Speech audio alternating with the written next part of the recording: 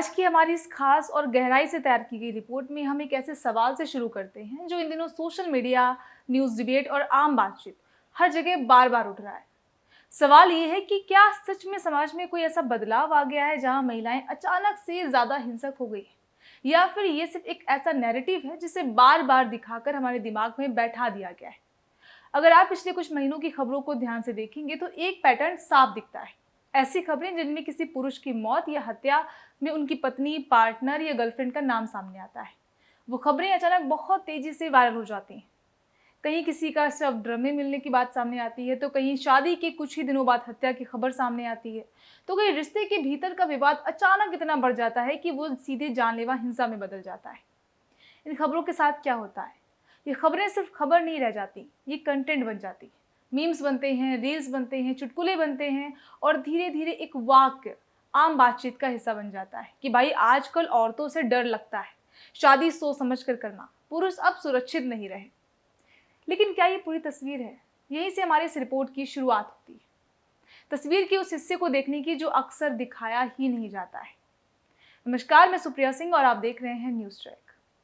तो सबसे पहले हमें ये समझना होगा कि आज के दौर में खबरें सिर्फ घटनाएं नहीं होती हैं, खबरें एक प्रोडक्ट भी होती है। डिजिटल प्लेटफॉर्म पर वही चीज़ ज़्यादा चलती है जो लोगों को चौंकाए, जो उन्हें भावनात्मक रूप से झकझोर दे, जो उन्हें शेयर करने पर मजबूर कर दे। यानी शॉक वैल्यू जितनी ज़्यादा उतना ज़्यादा प्रसार।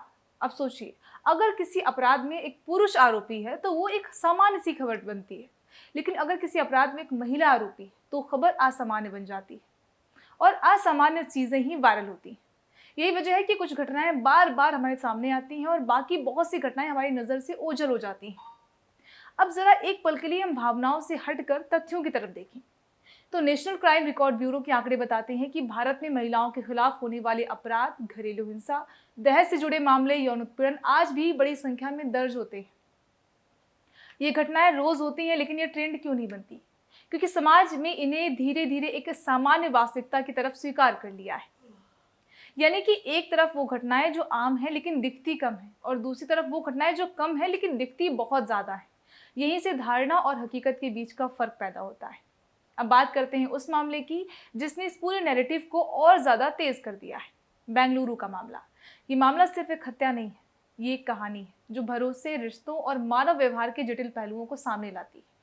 एक युवक अपनी पार्टनर के साथ पिछले 2 साल से रिश्ते में था। दोनों एक दूसरे को जानते थे, साथ काम करते थे और भविष्य को लेकर बातें भी करते थे।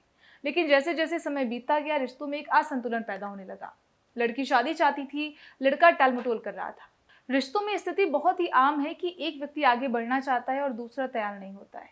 लेकिन कई बार यही असंतुलन धीरे धीरे तनाव में बदल जाता है, और अगर संवाद ना हो तो ये तनाव खतरनाक रूप ले सकता है। घटना वाले दिन लड़की ने प्रेमी को अपने घर बुलाया, कहा कि एक सरप्राइज है, एक खास पल जो उनके रिश्ते को और मजबूत करेगा। लड़के ने भरोसा किया, वो आया, फिर उससे एक रोल प्ले के नाम पर तैयार किया गया। आंखों में पट्टी बांधी गई, हाथ पैर बांध दिए गए। उसे भरोसा दिलाया गया कि वो एक रोमांटिक एक्सपीरियंस का हिस्सा है। लेकिन कुछ ही मिनटों में यह अनुभव एक साजिश में बदल गया। उस पर ज्वलनशील पदार्थ डाला गया, आग लगा दी गई। वो बंधा हुआ था, खुद को बचा नहीं पाया और उसकी मौत हो गई। जांच में सामने आया कि ज्वलनशील पदार्थ पहले से खरीदा गया था। मोबाइल में रिकॉर्डिंग मौजूद थी। आरोपी के बयान बदलते रहे, लेकिन ये सिर्फ एक आवेग में लिया गया फैसला नहीं हो सकता है, ये एक सोची समझी योजना भी हो सकती है। ये घटना हमें झकझोरती है, लेकिन ये हमें एक और चीज़ भी सिखाती है। हिंसा चाहे किसी भी तरफ से हो, वो हमेशा गलत है। लेकिन क्या इस एक घटना के आधार पर हम ये कह सकते हैं कि महिलाएं खतरनाक हो रही हैं?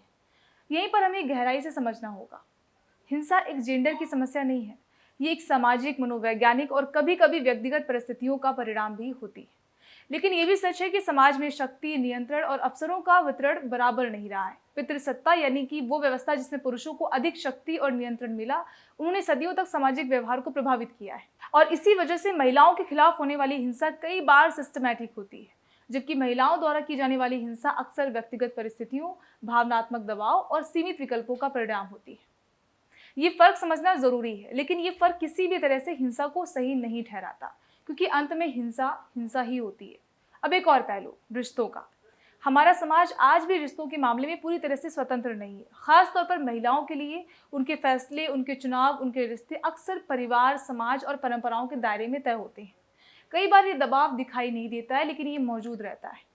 जब किसी व्यक्ति को ये महसूस होता है कि उसकी ज़िंदगी पर उसका नियंत्रण नहीं है, तो वो भी ये भीतर से टूटता है या फिर कभी-कभी वो ऐसे फैसले लेता है जो विनाशकारी होते हैं। लेकिन फिर वही बात समझना और सही ठहराना दो अलग-अलग बातें हैं। कोई भी परिस्थिति किसी की जान लेने का अधिकार नहीं देती है। अब सबसे बड़ा सवाल, हमें डर किसका होना चाहिए? महिलाओं का या पुरुषों का? या उस सोच का जो हमें आधा सच दिखाकर पूरी कहानी बता देती है? सोशल मीडिया एक शक्तिशाली माध्यम है, लेकिन ये हमेशा संतुलित नहीं होता है।